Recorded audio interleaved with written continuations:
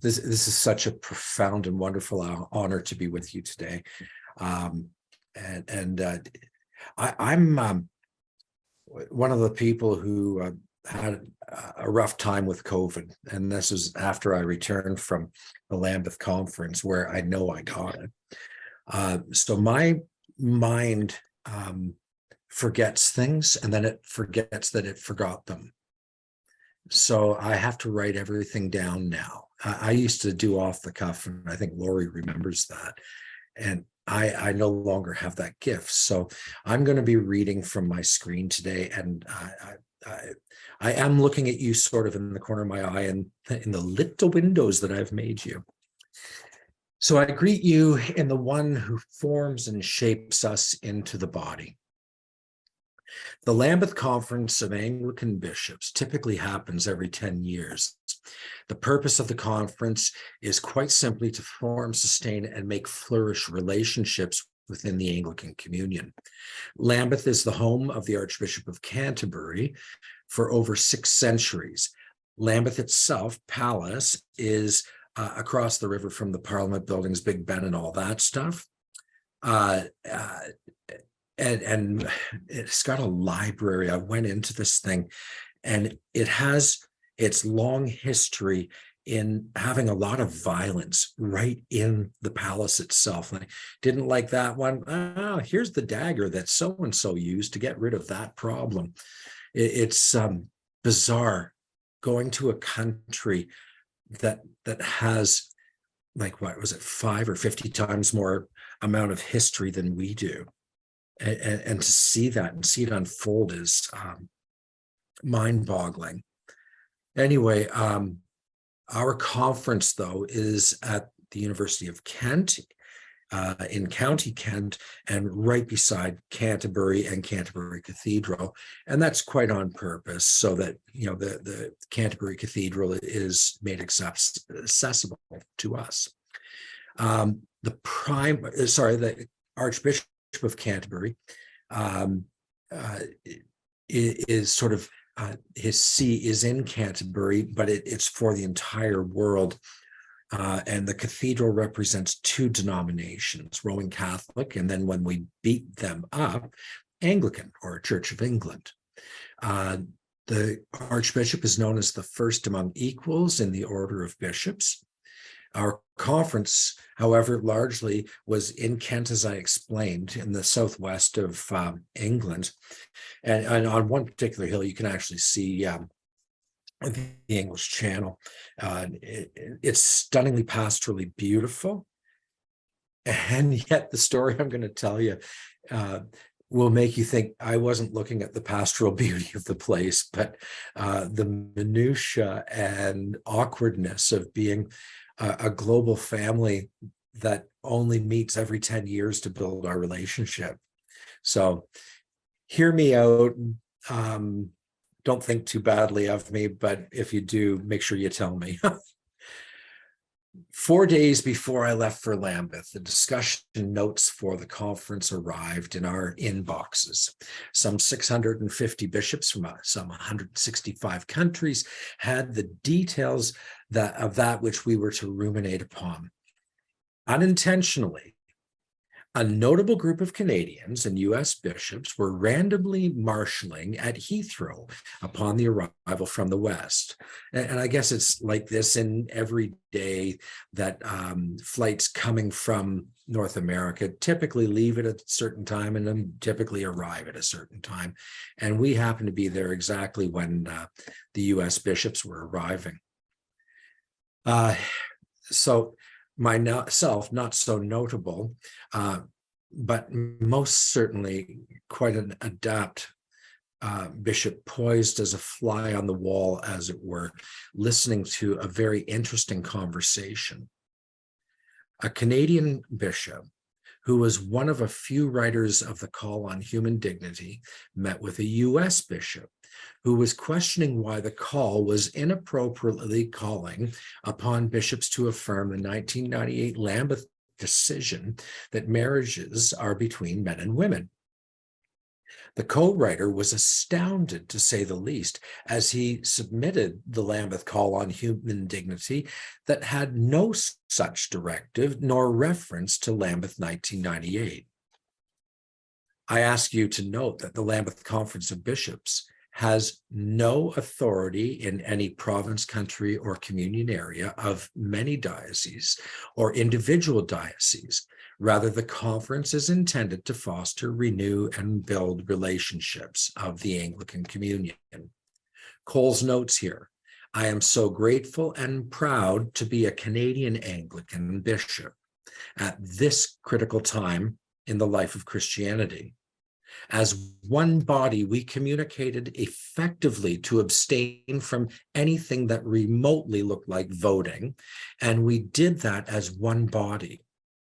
We found and developed many friends in Australia, New Zealand, US, Wales, Scotland, swaths of England and Ireland, and most endearingly and surprisingly, Mexico and Brazil.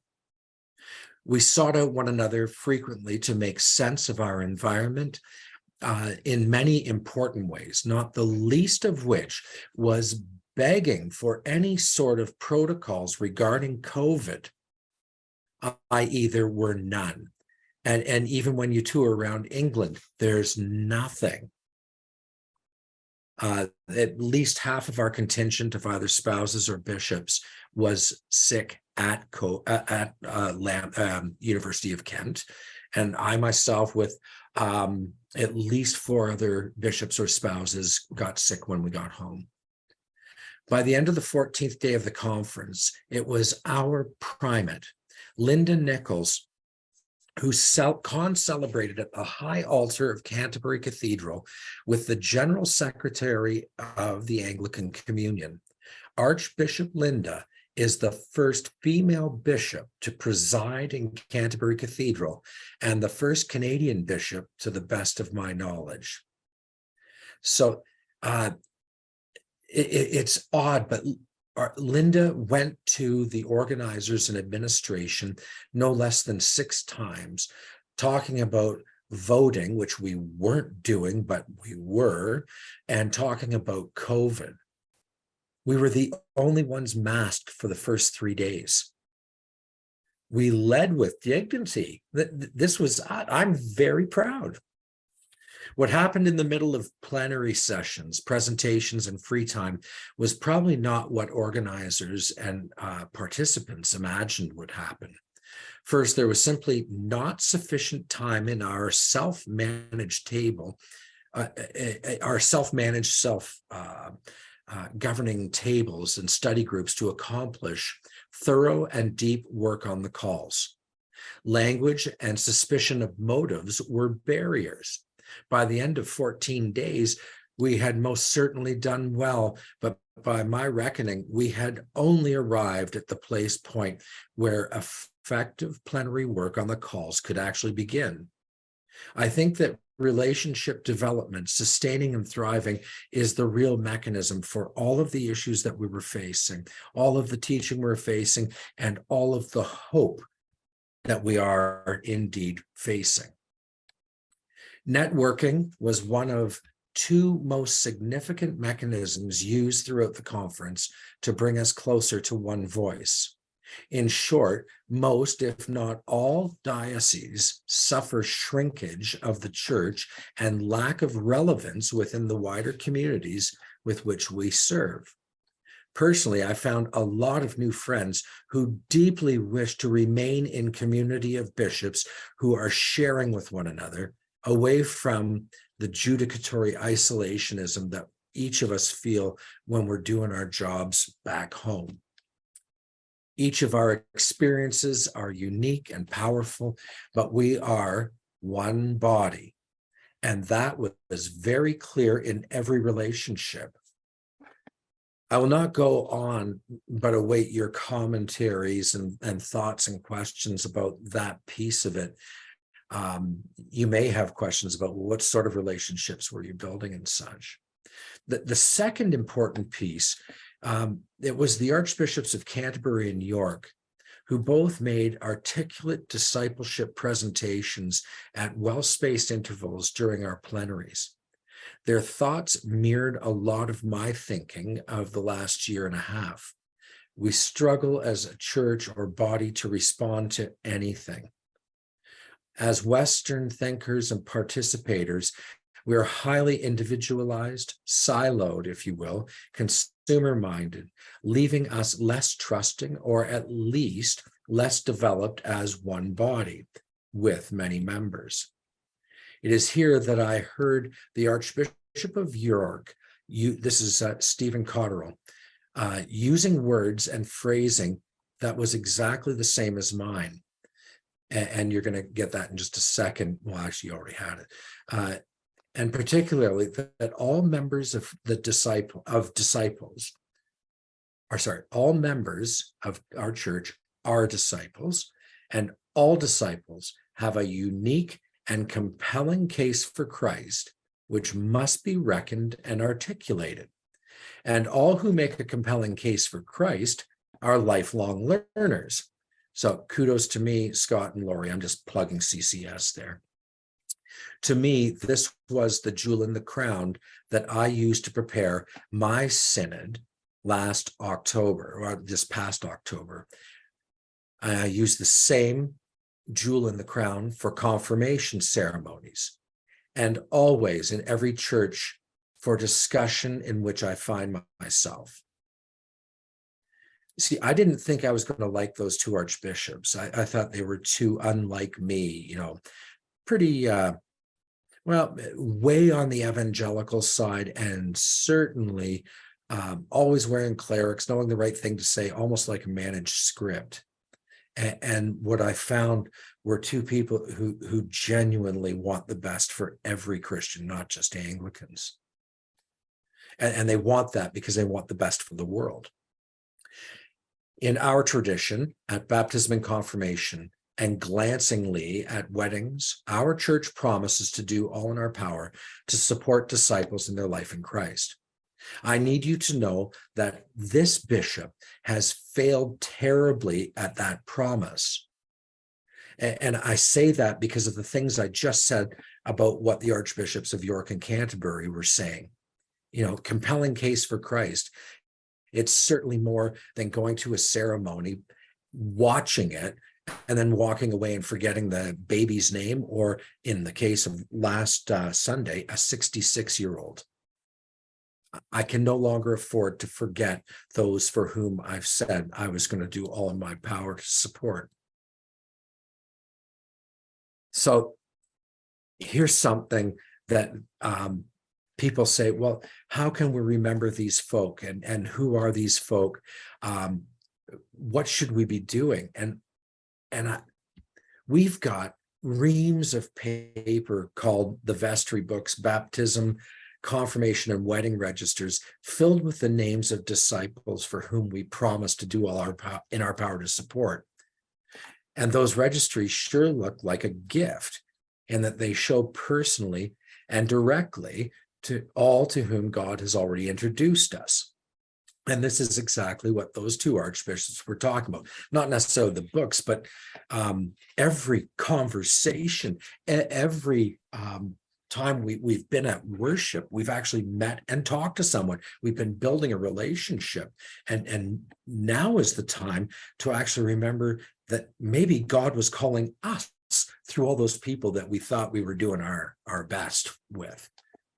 So I think that after all said and done, as we look at those folk, those disciples whom we helped with our ceremonial, I think that it mandates that we need to have a plan and a case for Christ, and knowledge of how we engage people in active discipleship. And that is how we can be sticky church. Some of you have heard that phrase before. Sticky meaning, Janet and I, do you mind me talking about us, Janet? I was reading lips there, and I thought that was okay. So Janet and I were talking about a compelling case for Christ. Hey, Carolyn, good to see you. Janet told me a way of her thinking and being that actually makes me want to ask more questions. wants to meet. I feel drawn into her story. And because she had the opportunity of telling that, I feel like I'm either a better person or fuller. I'm getting more enough or something like that, you know? I hope it didn't go too far, Janet, and you're probably going to be the talk of the town after this. But this is why I wanted that question asked of all of you. What's your compelling case? And it's unique and it's wonderful and it's lively and it actually shows me Jesus. You know, that's like the coolest thing. Like here and now, 2022, that I can direct people to Jesus and mean it and love it. With newfound confidence, I approach our biennial synod, carrying the words and the direction of Canterbury and York to our people in my bishop's address. We call it the bishop's charge, but those of you who are not Anglican, do not use that word in your context and denominations. You will get in trouble. The bishop's doing what? Younger clerics heard and responded to me by moving 3 astounding actions forward. And remember, all I did was talk about discipleship and our need to be responsible to those for whom we promise to do all in our power. This is what was brought back. All newly baptized will have a sponsor, godparent, appointed by the parish to illustrate doing all in their power to support new disciples. That does not negate that you can't have whomever you want to be sponsors, godparents, but it says at least one is going to be doing the leading of the church and keeping that relationship fluid and typical. 2, all parishes will have available resources, materials to educate disciples regularly in the discipline, meaning we acknowledge that lifelong learning is the way that our brand, our mode, our denomination of Christianity survives, i.e., we have the DNA of Jesus from 2,000 years ago, and it's our obligation and trust to bring that through to next generations. And 3, you're going to love this one, Lori. I'm just thinking, you know, enrollment here. The bishop will take necessary education to lead upon this path. And in brackets, I'm saying I'm choosing a sabbatical. But this is what the younger clergy did, not the old ones who are tired of not knowing what to do next. You know, the old model's not working. Well, let's try it again. No, the newer clergy are saying, now's our opportunity. Like this is actually pretty hot stuff. These actions at Synod, inspired by Lambeth's strong and urgent call to discipleship, carried with a large majority and still finding traction in common conversation, even yesterday at our open house that Lori attended. Our council and executive are now moving to implement these action plans. Lambeth, in fact, after all I said in my opening paragraphs, was a huge success for me. Yet that I only understand after much spiritual and other reflection. And that's what I have to present to you today. I got to tell you, it was hard hearing from Lori, oh, we want you to do learnings from Lambeth. And I'm going, oh my God, that was so hard. But it was well worth it. And thank you, Lori, for pushing me.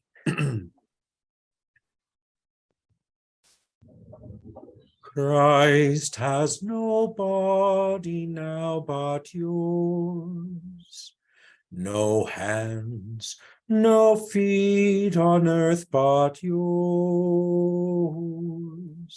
Yours are the eyes with which he sees. Yours are the feet with which he walks. Yours are the hands with which he blesses all the world. Yours are the hands. May the Holy and undivided Trinity be with you this day and always. Amen.